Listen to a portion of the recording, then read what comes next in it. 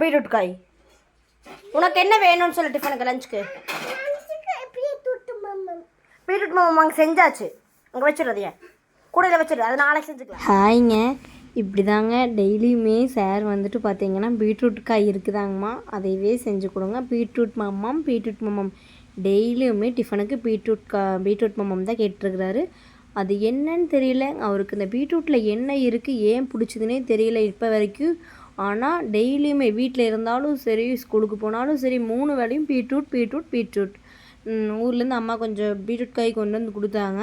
So இப்போ ரெகுலராகவே ஒன்று beetroot பொரியல் இல்லைன்னா சட்னி. ஸ்கூலுக்கு பார்த்தீங்கன்னா 2 நாளைக்கு கம்பல்சரியாக பொரியல் பண்ணிவிட்டு அதில் சாப்பாட்டை போட்டு மிக்ஸ் பண்ணி கொடுத்துட்றது. எங்களுக்கு பார்த்தீங்கன்னா பாவக்காய் புளிக்குழம்பு வச்சுட்டு பீட்ரூட் பொரியல் பண்ணிவிட்டேன். காலையில் டிஃபன் தோசை தான் சுட்டு அதுக்கு வந்து பீர்க்கங்காய் இருந்துச்சுன்னு சொல்லி பீர்க்கங்காயில் சட்னி பண்ணிட்டேன். ஸ்நாக்ஸுக்கு பார்த்தீங்கன்னா மாதுளம்பழம், ஆரஞ்சு 2 வச்சுருக்கிறேன். மாதுளம்பழத்தை கொஞ்சம் மிச்சம் வச்சுட்டாரு, ஆரஞ்சு கம்ப்ளீட் பண்ணிட்டார். ஆரஞ்சு ரொம்ப பிடிக்கும் அவருக்கு. உங்களுக்கு இந்த மாதிரி உங்கள் குழந்தை எதை வந்து இவ்வளோ விரும்பி சாப்பிடுவாங்கன்னு சொல்லுங்கள். தேங்க்யூ.